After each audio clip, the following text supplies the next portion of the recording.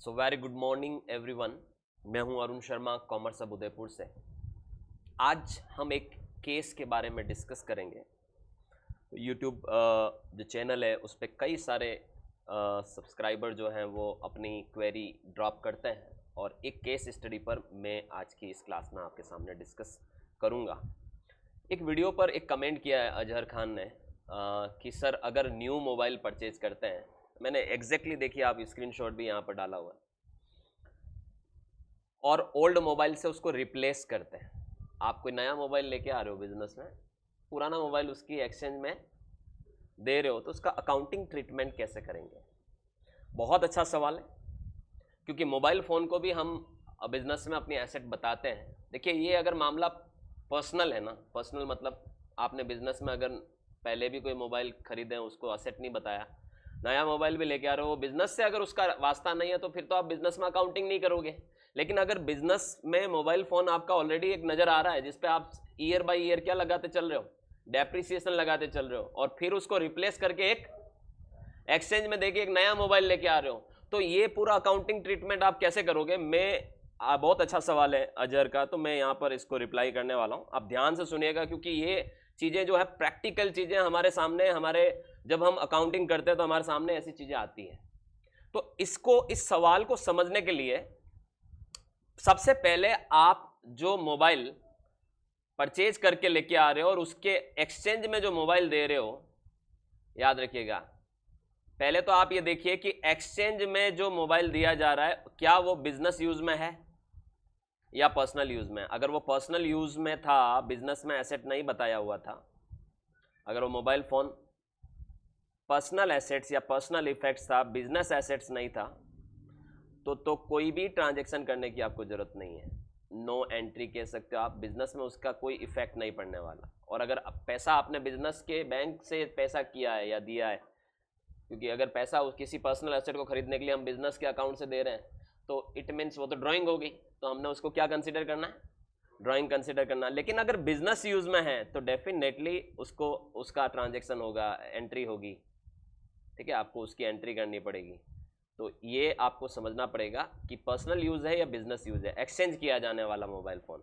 दूसरा, जो आप न्यू एसेट खरीद रहे हो, न्यू परचेज कर रहे हो, याद रखिएगा, उसको भी इसी पैटर्न पर आपको समझना पड़ेगा कि न्यू हम जो खरीद रहे हैं, क्या वो पर्सनल यूज के लिए खरीद रहे हैं, क्या वो पर्सनल है? क्योंकि अगर वो पर्सनल है तो आप उसकी कोई एंट्री नहीं करोगे, और अगर बिजनेस से पैसा दिया तो आप उसे ड्राइंग कंसिडर करोगे, राइट।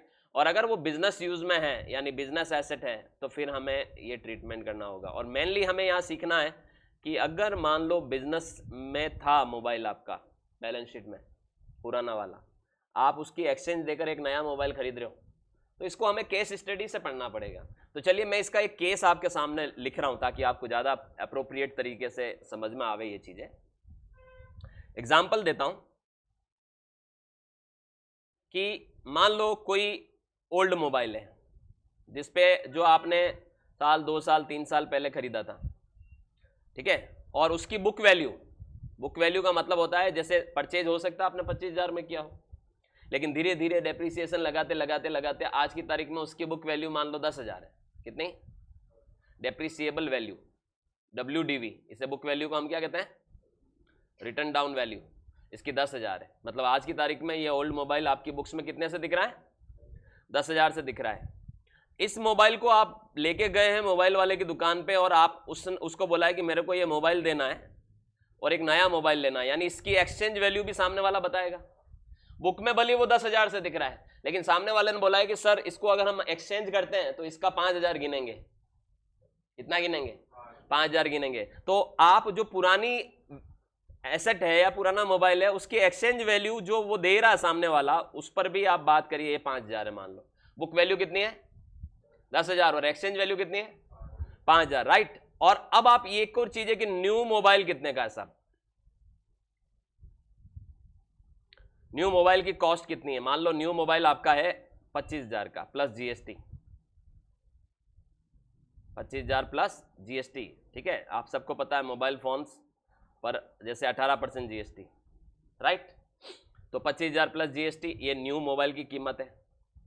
अब सामने वाला क्या करेगा, ऑब्वियस सी बात है कि न्यू मोबाइल में से वो 5,000 रुपए अगर आप एक्सचेंज में दे रहे हो तो वो उसको क्या कर देगा, लेस कर देगा। तो आप उस न्यू मोबाइल के लिए जो पेमेंट करने वाले हो वो कितना करने वाले हो, ऑब्वियस सी बात है 25 में से 25,000 प्लस जीएसटी में से आप वो 5,000 क्या कर दोगे, घटा दोगे, राइट।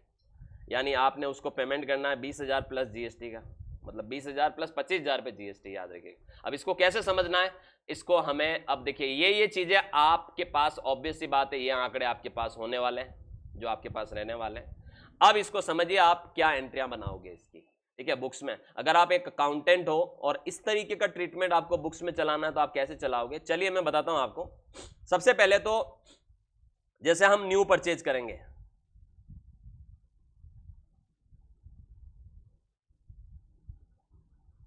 तो इसकी एंट्री क्या होगी आप समझिए। इसकी एंट्री मैं करने वाला हूं यहां पर, जब मैं न्यू परचेज करूंगा तब। अब ऑब्वियस सी बात है मोबाइल आपके लिए एसेट है, तो आप मोबाइल फोन करके एक अकाउंट बना लोगे। अब मोबाइल में भी अलग अलग मॉडल वाइज का भी आप लेजर नहीं बनाते हो, एक मोबाइल का लेजर ऑलरेडी मौजूद होगा और उसी में आपको उसको डेबिट करना है। मोबाइल फोन आप डेबिट कर दोगे कितने से, 25,000 से। ये बिजनेस की एसेट मानी जा रही है। आपको इस पे क्या मिल जाएगी, जीएसटी की इनपुट मिल जाएगी। तो माना कि वो दुकान वाला आपसे इनपुट सी जीएसटी ले रहा है, कितना परसेंट, 9%। 25,000 का 9% कितना होता है, देखो, इनपुट है जीएसटी, अगेन 9%, 2250, 2250, 2250, ठीक है। और 2 आपने पैसा कितना देना है, आप जो पैसा देकर आए हो आपके बैंक से, या हो सकता है आपने कुछ उधार रखा अभी आप पेमेंट करोगे, तो 2 वेंडर या बैंक, जनरली हम ऐसी एसेट पर पेमेंट कर ही देते हैं। तो 2 बैंक हमारा कितना आएगा, अब आप इन दोनों को गिनो कितना होता है, 2250 और 2250 कितना हुआ, 4500, 4500 और 25, 29,500। लेकिन 29,500 में से आप 5,000 पुराने वाले मोबाइल की कीमत को क्या करोगे, काट लेंगे हम, वो काट के हम पेमेंट करने वाले हैं। तो आप यहां पर 5,000 29,500 में से माइनस कर दोगे तो 24,500 रुपए का ही आप पेमेंट करोगे। तो 2 बैंक 24,500 आ जाएगा। और ये जो 5,000 रुपए आपने काटे हैं ना, ये आप यहां पर कर सकते हो, एक्सचेंज करके एक लेजर बना लोगे, ठीक है। एक्सचेंज ब्रैकेट में आपने मान लो ओल्ड मोबाइल लिख दिया, एक लेजर बना लोगे, एक्सचेंज ओल्ड मोबाइल, ठीक है। और इसको आप यहां पर 5,000 डाल दो। इसका ग्रुप आप कुछ भी रखो, इसका ग्रुप आप कुछ भी रखो, आप इसका ग्रुप करंट एसेट भी रख सकते हो, इनडायरेक्ट एक्सपेंस, इनकम, जो भी रखना चाहे रख सकते हो, क्योंकि ये क्रॉस हो जाएगा, अभी साथ साथ में क्रॉस हो जाएगा ये अकाउंट, तो इसका कोई अस्तित्व रहने वाला नहीं, वजूद रहने वाला नहीं। ये एंट्री आप करोगे और ये एंट्री टेक्निकली सही है। अच्छा, हो सकता है कि आप जीएसटी के संदर्भ में बात करूं अगर मैं, तो मैं यहां पर ये चीज नहीं बताऊं, हो सकता है मैं पूरी 29,500 रुपए यहां पर 2 बैंक या 2 वेंडर बता दूं एक बार के लिए। 2 बैंक नहीं बताऊंगा, 2 वेंडर बता दूंगा, और बाद में vendor account debit 2 bank, vendor account debit 29,500 से डेबिट कर दूं, 2 bank 24,500, 2 exchange of old mobile 5,000 कर दूं। मतलब इसके साथ मैं 2 एंट्रियां चला सकता हूं अगर मुझे जीएसटीआर 1 के संदर्भ में या 2B या 3B के संदर्भ में बात करनी है तो। अदरवाइज हमारी बुक्स में ये एंट्री होगी, यहां पर आपका एक नया मोबाइल आ जाएगा आपकी बुक्स में, आपको इनपुट मिल जाएगी उस मोबाइल के ऊपर, और आपने जो पैसा दिया है वो भी यहाँ पर काउंट हो जाएगा 24,500। और ये जो एक्सचेंज ऑफ ओल्ड मोबाइल का लेजर आपने बनाया 5,000, इसका क्रेडिट अमाउंट यहाँ पर इसके अकाउंट में आ जाएगा। इमीडिएट इफेक्ट से आपको इसके साथ साथ पैरेलल में एक एंट्री और करनी है एक्सचेंज एडजस्टमेंट की। भैया एक्सचेंज कर रहे हो तो एक्सचेंज एडजस्टमेंट भी तो दिखाना पड़ेगा, क्योंकि अगर आपने ये एडजस्टमेंट नहीं दिखाया तो आपकी बुक्स में 2 मोबाइल नजर आएंगे, पुराना तो चल ही रहा है और एक नया और आ जाएगा, मोबाइल की कीमत बढ़ जाएगी और ये अननेसेसरी अकाउंट आपका खड़ा रहेगा यहाँ पर। आपने इसका मान लो इनडायरेक्ट इनकम भी बताया हो तो ये इनकम दिखाएगा, जबकि एक्चुअल में कोई इनकम है ही नहीं, ठीक है। तो जो सेकंड एंट्री आपको करनी होगी ना, उसमें इस अकाउंट को आप डेबिट कर दोगे,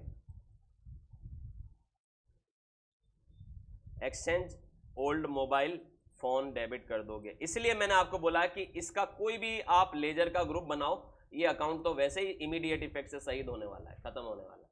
तो ये डेबिट होते ही क्या हो गया, क्रॉस हो जाएगा। अच्छा एक चीज मुझे बताओ, ये 5,000 रुपए तो आपकी एक्सचेंज में वैल्यू गिन ली, मोबाइल कितने का था, पुराना वाला आपकी बुक्स में बुक वैल्यू देखो उस पुराने वाले की, अभी अभी हम ऊपर बात कर रहे थे 10,000, तो उसकी जो मोबाइल ओल्ड मोबाइल है वो 10,000 रुपए से आप क्रेडिट करो ताकि वो जीरो हो आपकी बुक्स में। और ये भी हो सकता है कि ये साल के बीच में हुआ हो मामला, मिड ऑफ द ईयर हुआ हो, क्योंकि ये जो मैं 10,000 रुपए बुक वैल्यू गिन रहा हूं ये तो 1 अप्रैल की है, ओपनिंग बुक वैल्यू है। हो सकता है आपने 1 अक्टूबर को जाके बेचा हो, तो 6 महीने का भी तो डेप्रिसिएशन कैलकुलेट करना पड़ेगा।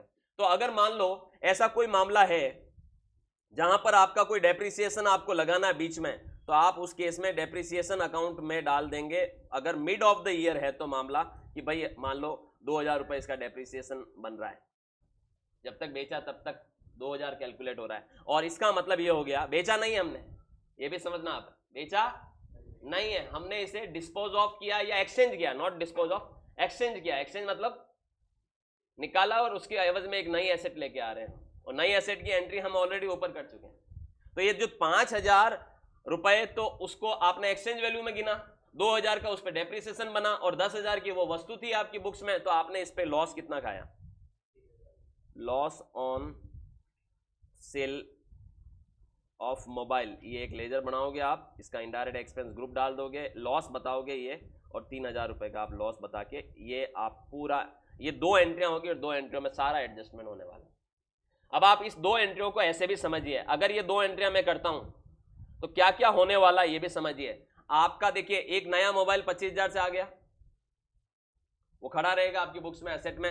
पुराना मोबाइल जो 10,000 से दिख रहा था वो यहाँ 10,000 क्रॉस हो गया, तो ये जीरो हो जाएगा, खत्म, ये अकाउंट जीरो, और एक खाली मोबाइल की वैल्यू कितनी रह जाएगी, 25,000। इनपुट CGST HGST ये आप इनपुट क्लेम करोगे, जो आपकी ITC में जाके जुड़ जाने वाला है, जो आप GST पोर्टल पे अपना GST CB भरते वक्त इनपुट क्लेम करोगे, ठीक है। बैंक से आपका 24,500 ही गया, जबकि जाना कितना चाहिए था 29,500, तो 5,000 कम इसलिए गया क्योंकि पुराने मोबाइल का आपने एक तरह से उसी एक्सचेंज वैल्यू ले लिया। और जो ये एक्सचेंज ओल्ड मोबाइल का आपने अकाउंट खोला था, ये भी पहले क्रेडिट हुआ और बाद में डेबिट होते हुए क्रॉस हो गया, तो ये अकाउंट भी आपका क्रॉस हो गया। डेप्रिसिएशन में जाके आपने 2,000 डाल दिए, क्योंकि मोबाइल बेचने से पहले उस ईयर का एक्यूमुलेटेड डेप्रिसिएशन बन गया था, इसको आप एक्यूमुलेटेड डेप्रिसिएशन वर्ड भी बोल सकते हो।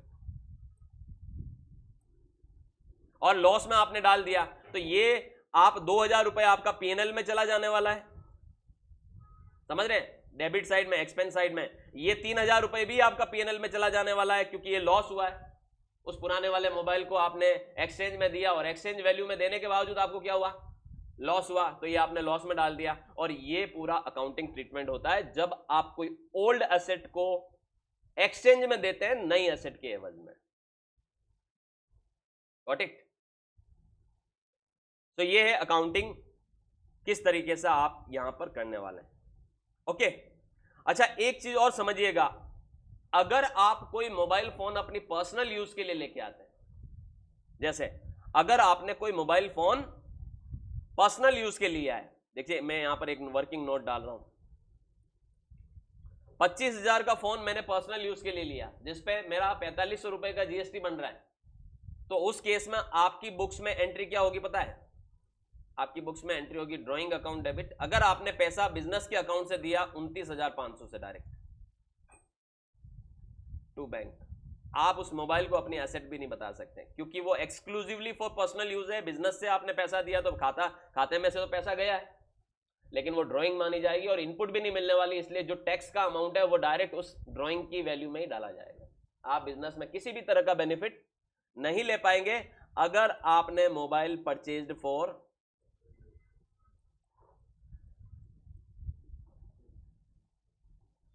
Exclusively for personal use.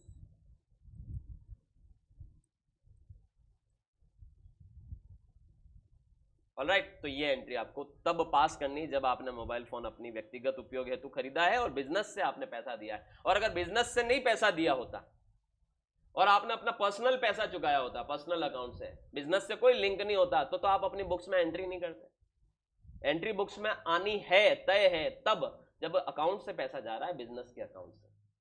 Proprietorship के केस में क्या होता है, प्रोप्राइटरशिप के केस में सिंगल ओनरशिप फर्म जो होती है उसमें ओनर और प्रोप्राइटरशिप का एक ही कंसर्न होता है। प्रोप्राइटरशिप का कोई अलग से रजिस्ट्रेशन नहीं होता और कोई अलग से पैन नहीं होता है। तो ऐसे केस में ऑनर का व्यक्तिगत अकाउंट भी प्रोप्राइटरशिप का अकाउंट ही माना जाता है। तो ऐसे केस में आपको ड्राइंग की एंट्री पास करनी पड़ेगी। अगर व्यक्तिगत उपयोग, आज जैसे मैं हूं, मान लो कॉमर्स हब मेरी प्रोप्राइटरशिप बिजनेस है, तो अरुण शर्मा ने अगर अपना पर्सनल अकाउंट से भी कोई पैसा दिया है तो अरुण शर्मा का और कॉमर्स हब का पैन नंबर तो एक ही है, तो उस केस में आपको एंट्री करनी पड़ेगी ड्राइंग के रूप में। जो भी चीजें मैं पर्सनल यूज के लिए चुका रहा हूं उसे मुझे ड्राइंग मानना पड़ेगा। और अगर वो सपोज आप एक पार्टनरशिप फर्म में पार्टनर हो तो आपका व्यक्तिगत अकाउंट अलग है और पार्टनरशिप के अकाउंट अलग है और पार्टनरशिप का पैन नंबर भी अलग है, तो उस केस में अगर आपने अपने व्यक्तिगत अकाउंट से पैसा दिया तो फिर आपको पार्टनरशिप की बुक्स में एंट्री करने की जरूरत नहीं पड़ेगी, क्योंकि उससे आपका पर्सनल जो बैंक अकाउंट है कोई लिंक नहीं करता। तो ये चीजें आपको समझनी पड़ेगी। ये था एक अच्छा सवाल जिस पर मैंने आपको इस क्लास में पूरा कंप्लीट सॉल्यूशन बताया। आई होप आपको ये क्लास अच्छी लगी होगी। बने रहिए इस चैनल के साथ और चैनल को सब्सक्राइब करना ना भूलें। Thank you so much.